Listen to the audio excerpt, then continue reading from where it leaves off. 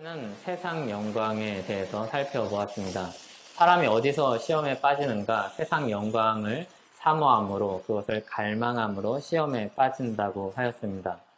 물론 여러분처럼 믿음으로 살려고 애쓰는 사람들에게 세상 영광 따위야 그냥 코웃음치고 지나가는 것이겠지만, 우리 마음마다 우리가 가지고 있는 욕심이 있습니다. 갈망이 있습니다. 내가 바라는 어떤 이상이 있습니다. 그게 하나님 외에, 하나님 없이 나 자신을 위한 이상이 되면 그것이 바로 세상 영광입니다. 세상 영광은 크게 두 가지 양상으로 나타납니다. 한 가지는 그것을 너무 갈망해서 그것을 쫓아서 사는 겁니다. 삶의 방향성을 거기에 고정하고 사는 겁니다. 또 한 가지 양상은 그것을 얻지 못해서 낙심하고 사는 겁니다. 에이, 나 같은 사람이 그것은 하나님이 우리를 부르신 그 사랑과 그 은혜를 아주 무색하게 하는 것입니다. 이 둘은 달라 보이지만 하나님을 제외하고 세상 영광을 쫓아가는 것, 자기 영광을 쫓아간다는 면에서 똑같은 겁니다. 여러분에게 나타나는 현상, 시험은 무엇인가요? 여러분이 자주 빠지는 시험은 어느 쪽인가요? 열심히 세상 영광을 쫓아서 가는 쪽인가요? 아니면 거기에 다다르지 못한 것 때문에 낙심하는 것인가요? 야고보서는 오늘 우리에게 이 이야기를 합니다. 사랑하는 형제자매 여러분, 그 길을 떠나십시오. 세상 영광이 주는 달콤함에 속지 마시기 바랍니다. 그 길은 죽음의 길입니다. 여러분은 그 길에서, 죽음의 길에서 건짐을 받아서 생명의 길을 걷기 시작한 사람들입니다. 이것이 야고보서가 오늘 우리에게 주는 메시지입니다. 오늘 본문은 시험을 참는 자는 복이 있나니 이렇게 선언하며 시작합니다. 여기 원문에 보면 복이 있나니 이게 앞으로 도치되어 있습니다. 그러니까 강조되어 있는 거죠. 복이 있다, 이것을 굉장히 강조하면서 시작합니다. 시험에 들어있는, 시험을 당하는 시험의 위협 속에, 유혹 속에 있는 그 교회들을, 온 교회들을 향해서 야고보서가 편지를 하면서 복이 있다, 이렇게 선언을 하면서 이 단락을 시작합니다. 이거는 앞에서 2절에서 온전히 기쁘게 여기라, 이렇게 선언하면서 시작한 것과 비슷합니다. 이 두 단락이 비슷한 구조로 되어 있습니다. 왜냐하면 우리가 시험을 받고 있지만, 시험을 당하지만, 유혹에 빠져서 때로는 눈치를 보고 곁길로 빠지기도 하지만, 우리가 그 시험 속에 있지만 여전히 우리가 복이 있는 사람이기 때문입니다. 시험을 당하는 주님의 교회를 야고보서는 격려합니다. 시험을 당하고 있지만 그게 종착지가 아니니까 낙심하지 말고 거기 머물러 있지 말라고 이야기합니다. 시험을 당한 사실이 하나님께 미움을 받았다는 증거도 아니요, 버림받았다는 증거도 아님을 기억하라는 것입니다. 오히려 시험을 받고 있지만 그 마음으로 믿음을 지키기 위해서 싸우고 견디고 있는 그 모습이야말로 신자임을 깨닫게 해주고 교회임을 상기시켜주는 말씀입니다. 그래서 시험을 참고 있는 그 사람, 시험을 이겨낸 사람 말고 시험을 참고 있는 그 과정 속에 있는 사람도 교회라, 주님의 신자라 이야기하는 것입니다. 시험을 참는 자는 복이 있나니 이유가 무엇인가 하면 12절 뒷부분에 보면 이는 시련을 견디어낸 자가 주께서 자기를 사랑하는 자들에게 약속하신 생명의 면류관을 얻을 것이기 때문입니다. 그래서 이 연단의 시간, 시험의 시간이 끝나고 나면 하나님이 약속된 것을 주실 것이 확실하기 때문입니다. 이것은 우리가 중간에 갔던 과정이 얼마나 멋있었는가, 아름다웠는가로 평가하지 않고 주님이 약속된 것을 주시는 걸로 종교를 맺습니다. 그러니까 우리가 가고 있는 모습이 조금 부족해 보일 수 있고 민망할 수 있고 창피할 수도 있는데 결론은 주님이 약속하신 것을 주신다. 그것 때문에, 그 소망 때문에 우리가 복이 있다 이야기하는 것입니다. 예수 그리스도의 복음을 듣고 믿음의 경주를 시작한 사람들에겐 이미 생명의 면류관이 약속되어 있습니다. 이것은 약속입니다. 이 약속을 신실하신 하나님이 주실 것입니다. 그래서 우리가 소망이 있는 것이고 우리가 복이 있다 말할 수 있는 것입니다. 서로를 향해서 복된 사람이다 라고 선언할 수 있는 것입니다. 이 선언은 야고보가 권위가 있기 때문에 선언할 수 있는 것이 아니라 복음의 은혜가 크기 때문에 복음 안에 주신 약속이 너무나도 분명하기 때문에 누구든지 선언할 수 있는 것입니다.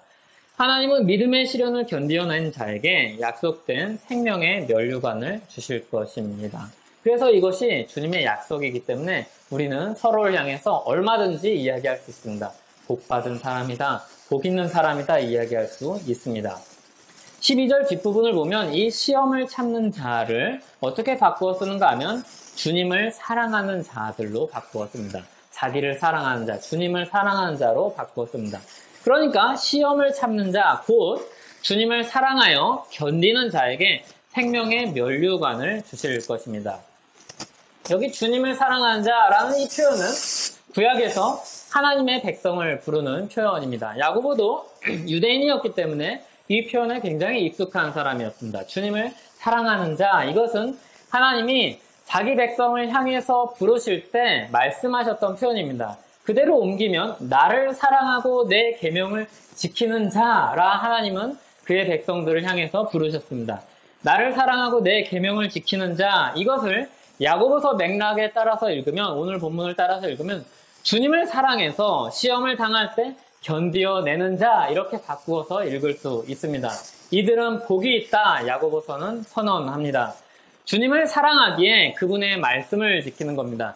주님을 사랑하기 때문에 시험을 받지만 그 유혹이 굉장히 강렬하게 밀려들지만 그 말씀을 지키기 위해서 견디는 사람, 이것이 주님을 사랑하는 자입니다. 주님을 사랑하기 때문에 그 사랑하는 표현이 여기서는 시험을 참는 것으로 나타나는 겁니다. 이 말씀은 예수님이 가르치신 말씀을 다시 한번 생각하게 됩니다. 한번 같이 마태복음 5장 10절에서 12절을 읽어보겠습니다. 의를 위하여 박해를 받는 자는 복이 있나니 천국이 그들의 것임이라. 나로 말미암아 너희를 욕하고 박해하고 거짓으로 너희를 거슬러 모든 악한 말을 할 때에는 너희에게 복이 있나니 기뻐하고 즐거워하라. 하늘에서 너희의 상이 큼이라. 너희 전에 있던 선지자들도 이같이 박해하였느니라. 아멘. 앞에서 야고보서가 이야기했듯이 이 시험을 당한다면 기뻐하라 이렇게 이야기했습니다. 두 번째로 시험을 당한다면 복이 있다 이렇게 이야기합니다. 그 복이 있는 사람들은 하나님을 너무나도 사랑해서 시험을 이겨내려고 애쓰는 사람들입니다. 시험을 받을 때 믿음의 시련으로 받고 견디는 교회입니다. 이들이 참으로 복이 있다 이야기합니다. 그들에게 주님의 상이 클 것입니다. 그 상은 우리가 잘 아는 대로 생명의 면류관입니다. 영생이고, 그리고 우리를 향한 칭찬이요, 그리고 우리를 향한 격려요, 그리고 우리를 향한 하나님의 사랑입니다. 주님이 가르치신 이 말씀은 주님이 다시 오실 때도 여전히 유효합니다. 그래서 다시 오실 주님이 성령으로 교회들을 향해서 말씀하실 때에도 이와 같은 말씀이 있습니다. 요한계시록 2장 9절에서 10절 말씀을 한번 같이 읽어보겠습니다. 내가 내 환난과 궁핍을 알거니와 실상은 내가 부유한 자니라. 자칭 유대인이라 하는 자들의 비방도 알거니와 실상은 유대인이 아니요 사탄의 해당이라. 너는 장차 받을 고난을 두려워하지 말라. 볼지어다 마귀가 장차 너희 가운데에서 몇 사람을 오게 던져 시험을 받게 하리니 너희가 10일 동안 환난을 받으리라. 내가 죽도록 충성하라. 그리하면 내가 생명의 관을 내게 주리라. 이 말씀은 오늘 말씀과 아주 똑같은 말씀이죠. 시험을 당하는 현실이 똑같고 주님이 생명을 주실 것, 생명의 관을 주실 것이라는 것이 똑같고 우리에게 충성으로 인내해야 되는 것이 똑같고 그리고 주님께서 이것을 아시며 우리와 함께 하신 주님이 우리에게 똑같은 권면을 주고 있습니다. 이 말씀은 다시 오실 주님이 성령으로 교회들을 향해서 하시는 말씀입니다. 환난과 궁핍 속에 있는 교회가 충성스럽게 주님을 떠나지 않고 견디고 있습니다. 이 교회들을 향해서 주님은 말씀하십니다. 잘하고 있다. 너희들이 보기에는 가난해 보이는 사람들이지만 실상은 너희가 부유한 자라 말씀합니다. 세상의 방식, 세상의 기준으로 보기에 세상으로 눈을 돌리면 자신들이 보잘것없어 보이고 하찮게 보이는 그 교회들을 향해서 그 신자를 향해서 주님이 말씀하십니다. 아니야, 너희들 복 있는 사람들이야. 부유해 이렇게 이야기합니다. 주님은 그들을 향해서 두려워하지 말라, 시험을 받으나 계속해서 충성하라 말씀합니다. 왜냐하면 그 끝에는 하나님이 생명의 관을 약속하고 계시기 때문입니다. 주님을 사랑해서 시험을 견디는 자에게 보응하실 것입니다. 그러므로 그들에게 복이 있습니다. 요한복음 6장 39절에서 40절은 주님이 품고 있는 주님의 마음, 주님의 뜻을 이렇게 가르쳐 줍니다. 나를 보내신 이의 뜻은 내게 주신 자 중에 내가 하나도 잃어버리지 아니하고 마지막 날에 다시 살리는 이것이니라. 내 아버지의 뜻은 아들을 보고 믿는 자마다 영생을 얻는 이것이니 마지막 날에 내가 이를 다시 살리리라 하시니라. 그러니까 하나님의 마음은 야고보서를 읽으면서 우리가 계속해서 상기하게 되지만 멸망이 아니라 생명이요 주님의 백성들에게 풍성하게 주시는 것입니다. 주님은 우리를 멸망하게 두시지 않습니다. 그게 주님의 뜻이 아닙니다.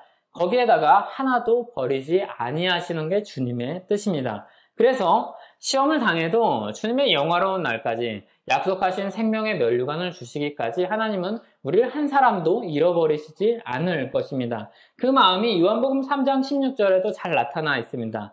하나님이 세상을 이처럼 사랑하사 독생자를 주셨으니 이는 그를 믿는 자마다 멸망하지 않고 영생을 얻게 하려 하심이라. 이것이 바로 주님 마음속에 가지고 있는 우리에게 드러내신 주님의 뜻입니다. 이것이 주님이 원하시는 바요, 주님이 계획하신 바요, 주님이 복음 안에서 우리 안에서 이루시는 바입니다. 주님은 우리 안에서 시작하신 이 복음의 씨앗을 싹 틔우게 하실 것이고 열매 맺게 하실 것이고 그리고 그 아름다운 열매를 우리가 누리게 하실 것입니다.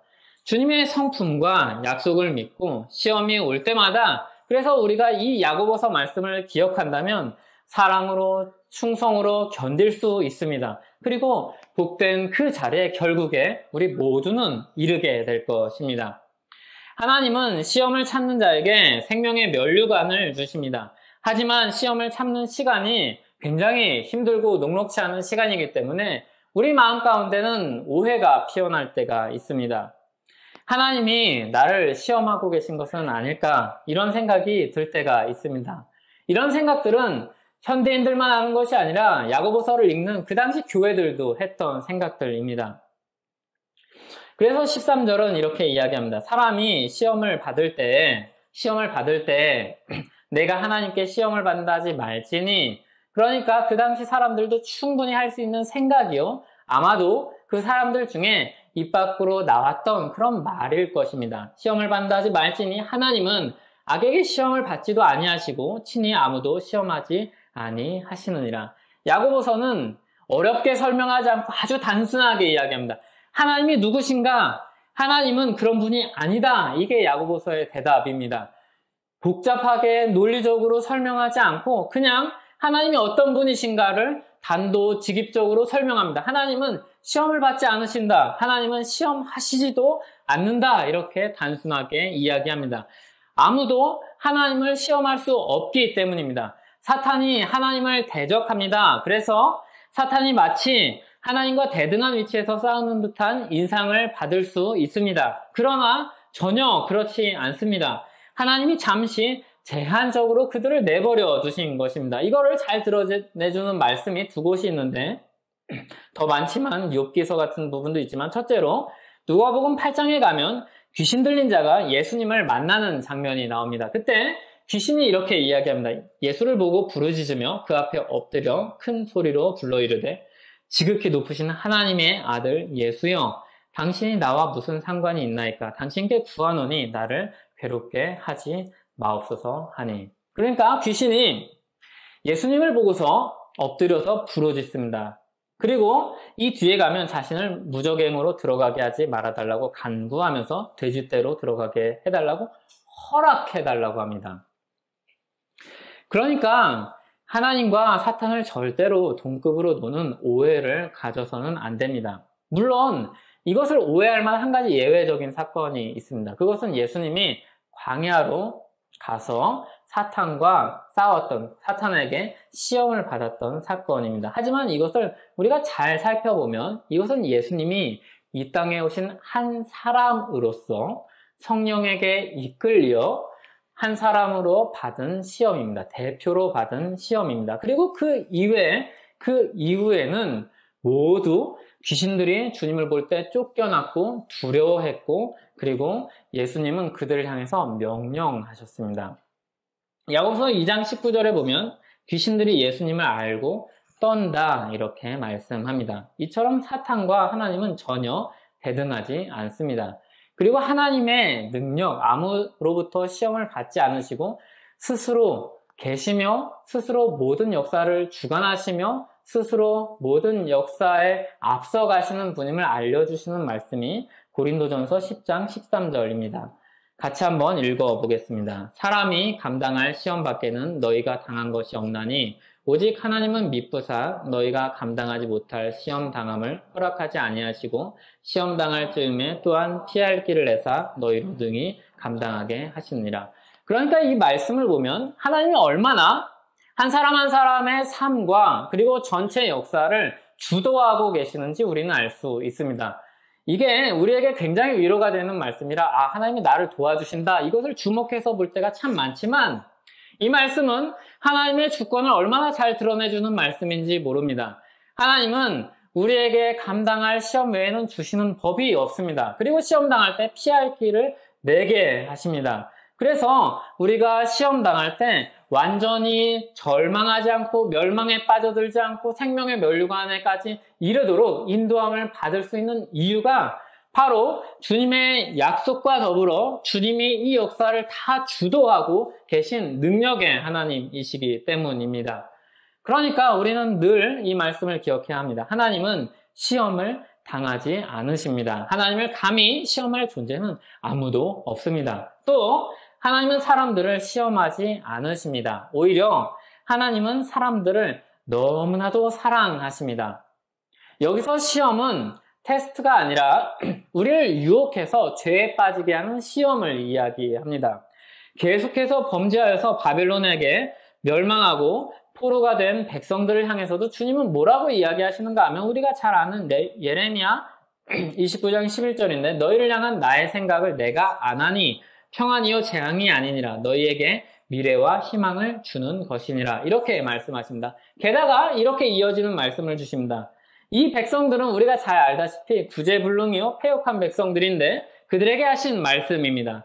너희가 내게 부르짖으며 내게 와서 기도하면 내가 너희들의 기도를 들을 것이요 너희가 온 마음으로 나를 구하면 나를 찾을 것이요 나를 만나리라 말씀합니다. 그러니까 주님을 잘 쫓아서 충성스럽게 쫓아간 백성들을 향해서 하신 말씀이 아니라 이미 집 밖으로 나가고 유산받아서 나가고 방탕에 살다가 돌아온 그 백성들을 향해서 하신 말씀이 바로 이겁니다. 얼마든지 나를 찾으면 만날 거다. 얼마든지 돌아오면 내가 받아줄 거다. 너희들은 내 백성이고 내가 원하는 건 멸망이 아니라 미래요 평안이다 라고 말씀합니다.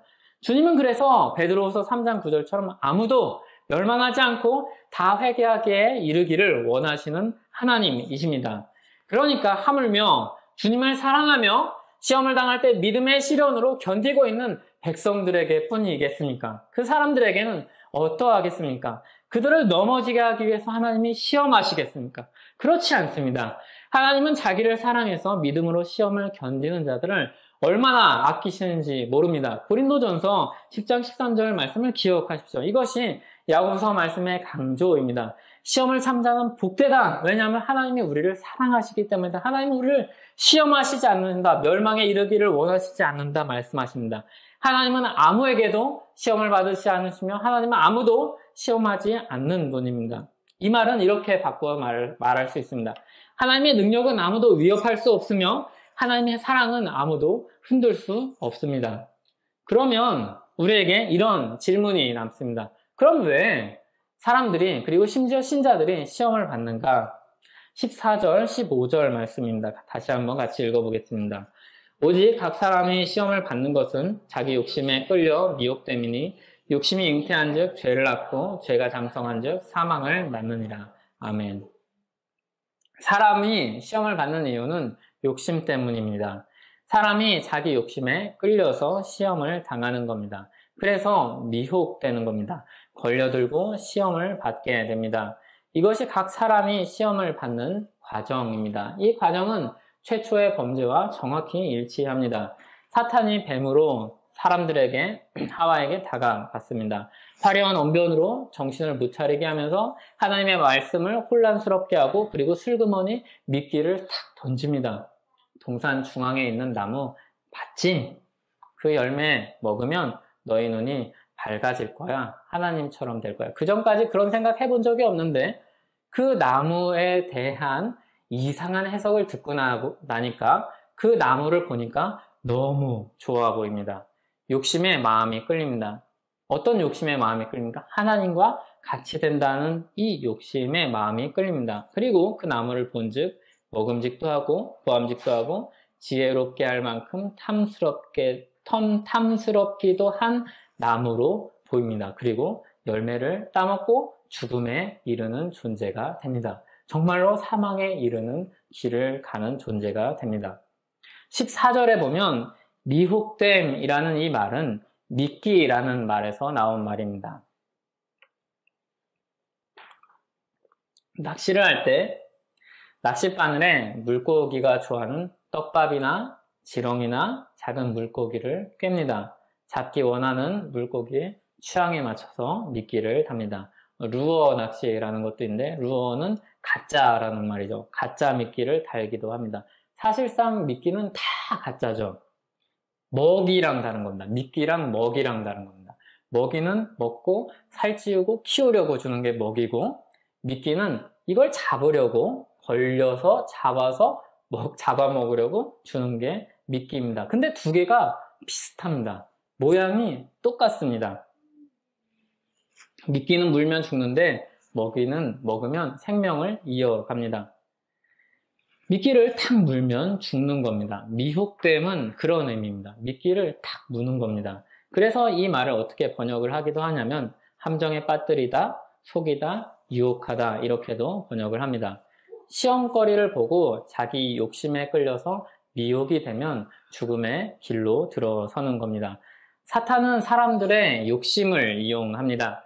세상 부, 영광 이것이 얼마나 화려합니까? 이 세상에서 우리의 삶을 얼마나 윤택하고 좋게 합니까? 사람들의 마음을 흔들어 놓습니다. 말 그대로 심쿵하게 합니다.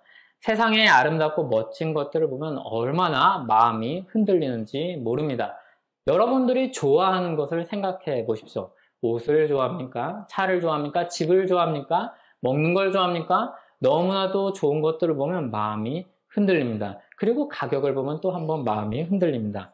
그렇게 하나님의 영광은 잊혀집니다. 그리고 우리가 추구하는 것이 바뀝니다. 그리고 우리가 절망을 하기도 합니다. 하나님의 영광을 위해서 살겠다는 사람들의 마음을 혼을 쏙 빼놓습니다.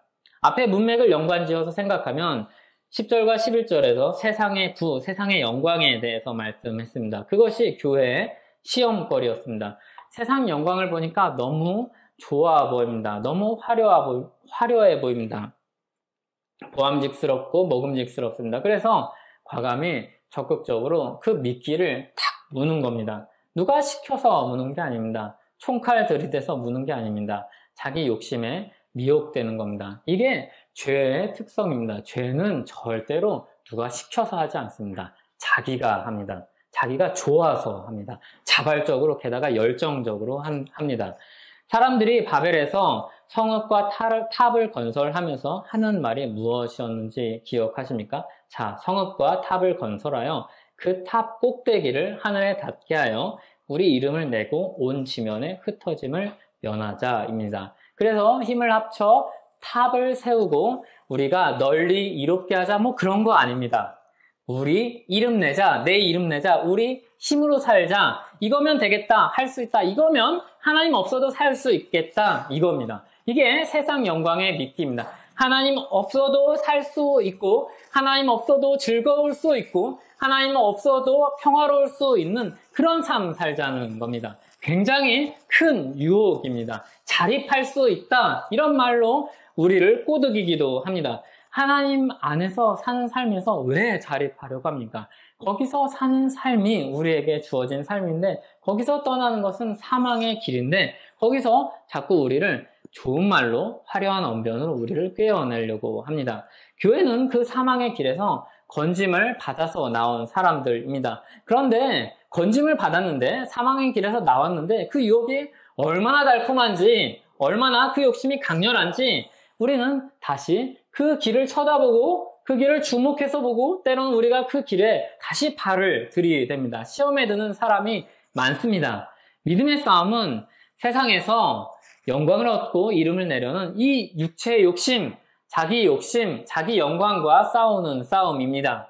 끊임없이 자기 욕심을 잘라내고 또 잘라내는 싸움입니다. 그러니까 이 참아냄은 그냥 내가 하고 싶은 다이어트 그런 거 참아내는 싸움이 아니라 자기와 싸우는 자기 그런 육체의 욕심과 싸워내는 믿음의 싸움입니다. 이 싸움을 하고 있는 사람들을 가리켜서 야고보서는 이야기하는 겁니다. 참으로 복되다 말씀하는 겁니다. 주님의 길에 들어선 사람이기 때문에 복되다 말씀합니다. 우리가 누구인가를 다시 한번 상기시키는 말씀입니다. 그리고 주님이 함께 하심으로 이것을 견디는 사람들입니다. 그리고 16절을 보겠습니다. 내 사랑하는 형제들아 속지 말라 이렇게 이야기합니다. 속지 말라. 세상의 세상의 영광, 사탄이 주는 유혹, 이 사망의 길에 속지 말라 이렇게 이야기합니다. 거기가 왜 속게 됩니까? 거기가 좋아 보이지 않습니까? 생명의 길 같아 보이지 않습니까? 그 길로 넘어가지 말라, 미혹되지 말라, 세상이 그것을 줄 수 있는 것처럼 넘어가지 말라, 속삭이는 그 영광을 쫓지 말라, 주님의 길에서 벗어나지 말라, 방황하지 말라 이렇게 말씀합니다. 이것은 마치 넋놓고 세상 영광을 바라보는 우리의 모습과 같습니다. 그냥 TV 보듯이 넋놓고 입 벌리고 이렇게 보는 겁니다. 좋네. 저기 좋네. 저기 가면 얼마나 좋을까. 하나님 없어도 괜찮을 것 같다. 이런 생각을 가지는 겁니다. 그때 야고보서 말씀을 기억하십시오. 1장 16절. 얼마나 짧습니까? 내 사랑하는 형제들아 속지 말라. 이건 암송을 못해도 암송할 수 있는 구절입니다. 내 사랑하는 형제들아 속지 말라. 틀렸다, 거짓말이다 이렇게 이야기하는 겁니다. 그리고 거기에 그치지 않고 그러면 참된 것이 무엇인가 이것을 오늘 본문은 가르쳐 줍니다. 진리를 드러내고 진리를 선포합니다. 그럼 진짜가 뭐냐? 그게 가짜라면 우리가 속한, 우리가 있는, 우리가 가야 할 그 길, 진짜는 뭐냐? 이걸 알려줍니다. 17절에서와 같이 온갖 좋은 은사와 온갖 선물로 주시는 빛들의 아버지가 우리 아버지라는 사실입니다. 온갖 좋은 은사와 온전한 선물은 하나님이 우리 안에 주신 영광입니다. 복음 안에서 주신 자녀된 모든 권세입니다. 그리고 천성으로 인도하시고 보호하시고 먹이시는 그 모든 과정들까지 포함된 것입니다. 이 모든 일은 우리가 하나님의 자녀가 되었기 때문에 얻은 특권입니다. 예수 그리스도 안에서 주어진 선물입니다. 이것을 주시는 아버지가 어떤 아버지이신지를 17절에서 설명하는데 변함도 없으시고 회전하는 그림자도 없으십니다. 진실하십니다. 변하지 않으십니다. 변덕스럽지 않으십니다. 속이는 분입니다. 그래서 좀 하다가 좀 생각하다가 어렵다고 포기하는 분도 아니고 좀 우리를 이렇게 인도하다가 에이 이놈 안 되겠다 하고 버리는 분도 아닙니다. 참고 참았는데 이 녀석은 진짜 못 참겠다 마음을 바꾸시는 분도 아닙니다. 처음 약속하신 것을 어떻게든 우리에게 주시기 위해서 이끌어 가시는 분이 우리 하나님이십니다. 이것이 우리가 예수 그리스도 안에서 얻은 하나님의 자녀된 권세입니다. 하나님은 그렇게 진실하고 성실한 분이십니다. 하나님과 사탄은 완전히 반대입니다. 정반대입니다. 하나님은 사탄과 다릅니다. 사탄은 미혹하는 자였죠. 사람을 꼬셔가지고 멸망으로 이끌어가는 존재입니다. 이 존재의 목적은, 사탄의 존재의 목적은 사람들을 꼬드겨가지고 멸망으로 이끌어가는 게 삶의 목적이요, 삶의 낙으로 삼습니다. 그러나 하나님은 사람들을 어떻게 해서든지 사랑으로 이끌어 가셔서 생명을 얻게 하시는 것이 하나님의 목적이요, 하나님의 뜻이요, 하나님의 마음이요, 하나님의 성품입니다. 하나님이 이것을 기뻐하십니다. 사람들을 사랑하시고 그리고 그들에게 생명 주시기를 얼마나 좋아하는지 모릅니다. 이 대조가 요한복음 10장 10절에 정확히 나옵니다. 같이 한번 읽어보겠습니다. 도둑이 오는 것은 도둑질하고 죽이고 멸망시키려는 것뿐이요 내가 온 것은 양으로 생명을 얻게 하고 더 풍성히 얻게 하려는 것이라. 하나님의 마음 그리고 예수 그리스도의 마음은 바로 이것입니다. 우리에게 생명을 얻게 하고 더 풍성하게 얻게 하려는 것. 그냥 생명만 간당간당하게 목숨만 붙여놓는 게 아니라 더 풍성하게 얻게 하려는 것. 영원한 생명을 주시려는 것이 바로 하나님의 목적이요 하나님의 마음입니다. 생명의 면류관을 얻게 하려는 것입니다. 그분이 우리를 진리의 말씀으로 낳으셨습니다. 그게 18절입니다. 그가 그 피조물 중에 우리로 한 첫 열매가 되게 하시려고 자기의 뜻을 따라 진리의 말씀으로 우리를 낳으셨느니라. 각 사람은 자기 욕심으로 사망을 낳습니다. 죄악 속에 있는 각 사람은 자기 욕심으로 사망을 낳습니다. 그러나 우리 하나님 아버지는 자기 뜻을 따라 우리를 사랑하시는 뜻을 따라 우리를 낳으셨습니다. 복음으로 우리를 낳으셨습니다. 야고보서는 의도적으로 낳으셨다는 이 표현을 대조시키므로 사탄의 길, 사망의 길, 우리 욕심으로 가는 길과 하나님이 우리를 이끌어 가시는 길을 대조하고 있습니다. 그런데 우리가 18절을 볼 때 좀 이해가 잘 안 되는 것은 이 당시 사람들이 관용적으로 쓰는 표현들이 우리에게 익숙하지 않기 때문입니다. 여기 나온 첫 열매라는 이 말은 그리스도인들을 가리키는 당시의 표현이었습니다. 당시의 신약 성도들에게는 익숙한 표현이었습니다. 그것이 곳곳에 나오는데 그 중에 요한계시록 14장 4절을 한번 보겠습니다. 이게 후대에 쓰여진 것이지만 그 당시 사람들이 알아들을 수 있는 언어로 쓰였기 때문에 동시대 사람들이 이해할 수 있는 언어라 우리가 이해하면 됩니다. 14장 4절을 보면 이 사람들은 여자와 더불어 더럽히지 아니하고 순결한 자라 어린 양이 어디로 인도하든지 따라간 자며 인내하는 자죠. 사람 가운데서 속량함을 받아 처음 익은 열매로 하나님과 어린 양에게 속한 자들이니 처음 익은 열매, 첫 열매라고 이야기합니다. 이 첫 열매라는 표현은 고린도전서 15장이나 또 다른 곳에서도 등장을 합니다. 하나님과 어린 양에게 속한 자들, 어린 양이 어디로 가든지 따라가는, 인내하는, 참고 견디는 자들, 이들이 속량함을 받아서 처음 익은 열매입니다. 주님의 백성입니다. 주의 백성들을 부르시는 도구는 그럼 무엇인가 하면 진리의 말씀입니다. 진리의 말씀으로 우리를 낳으셨다 이렇게 설명합니다. 진리의 말씀은 신약 성경에서 복음을 가리키는 표현입니다. 이를 가장 잘 드러내주는 말씀이 골로새서 5장 골로새 5장이 없어요. 1장 5절입니다. 제가 5절, 6절을 읽으려다가 편집하면서 이게 6절이 나왔는데 5절일 것입니다. 너희를 위하여 하늘에 쌓아둔 소망으로 말미암음이니 곧 너희가 전에 복음, 진리의 말씀을 들은 것이라. 그래서 복음, 진리의 말씀을 들은 것이라. 복음, 곧 진리의 말씀이다. 이렇게 이야기를 합니다. 그게 우리의 마음에 심기였습니다. 이 내용은 다음 단락에 나옵니다. 다음 주에 이 부분은 보도록 하겠습니다. 진리의 말씀, 복음으로 우리를 낳으셨습니다. 그러니까 이 18절을 다시 풀어서 쓰면 우리는 하나님이 복음으로 창조하신 열매다 이렇게 설명할 수 있습니다. 하나님은 우리를 사랑하셔서 복음으로 새 생명을 낳으셨습니다. 열매 맺게 하시고 그리고 그 씨앗은 썩지 않는 씨앗이기 때문에 반드시 싹이 나고 잎이 피고 줄기가 생기고 열매가 맺어서 우리에게 생명의 면류관을 주실 것입니다. 그렇지만 사탄은 미혹하여서 죄를 낳고 사망을 낳게 할 것입니다. 이 두 가지 길이 우리 앞에 있습니다. 그리고 우리는 생명의 길로 부름받은 사람입니다. 생명의 길을 걷고 있는 사람입니다. 그것이 신자의 정체성이요, 교회의 정체성입니다. 본래 우리는 죄로 인해서 사망을 낳는 길로 가고 있던 사람들이었습니다. 그래서 우리가 그 사망의 길이 그렇게 익숙하고 그렇게 유혹이 되고 그렇게 달콤한 연유입니다. 사망의 길로 우리가 그렇게 쉽게 돌아서는 이유도 바로 그것입니다.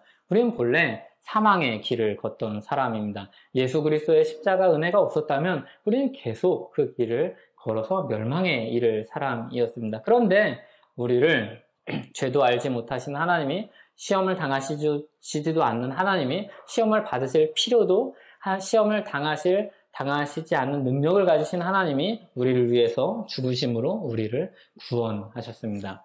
그래서 우리가 야고보서 말씀을 볼 때 시험을 처음에 보지만 이 시험을 보면서 동시에 같이 보게 되는 것은 예수 그리스도의 십자가입니다.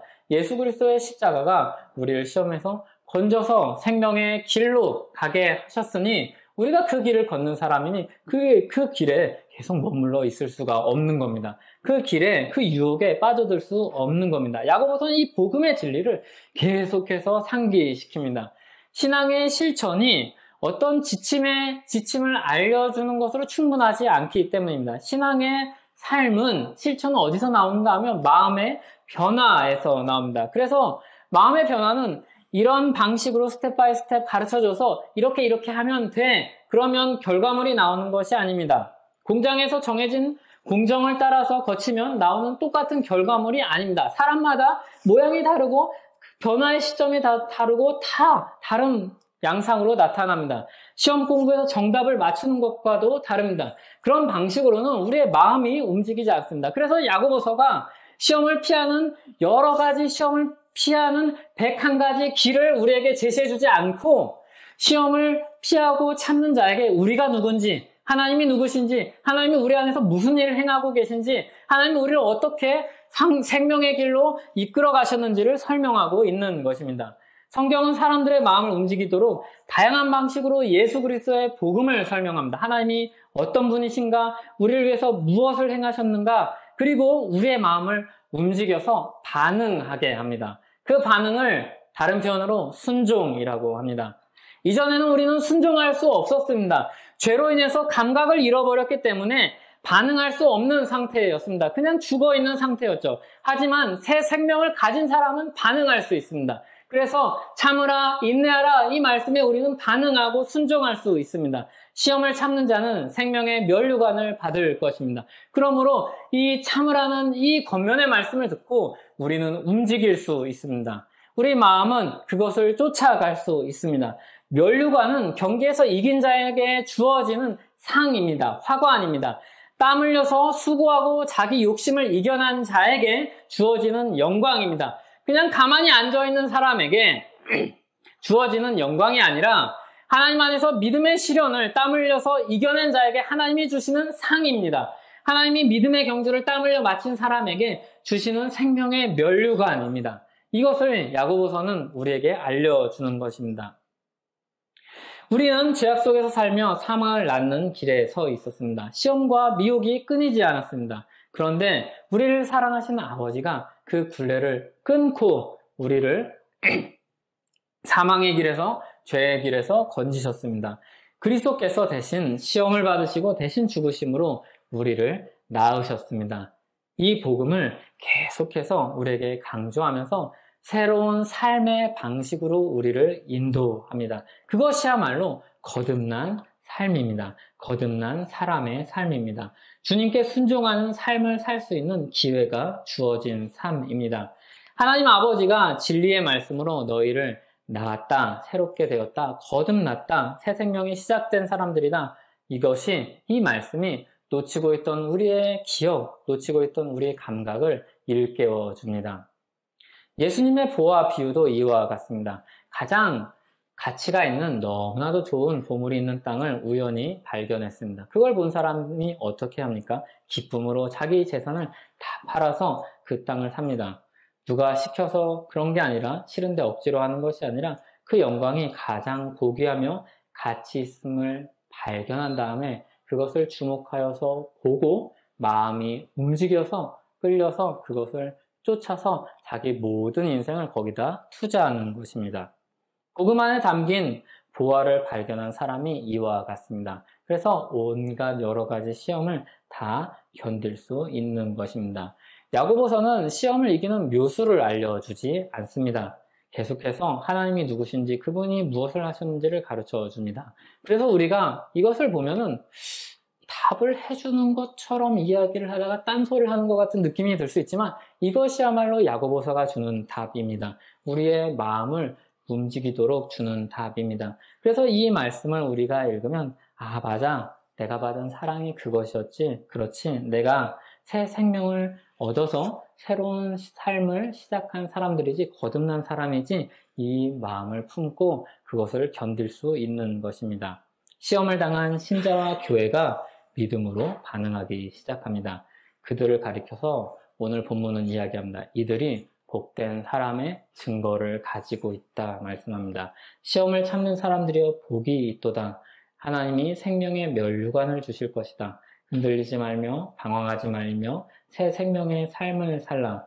죽은 자처럼 살지 말고 산 자로 살라. 믿음으로 싸우라. 그렇게 삶으로 자기 영광을 버리고 하나님의 영광을 쟁취하는 가장 고귀한 삶을 살라고 우리를 격려하고 있는 것입니다.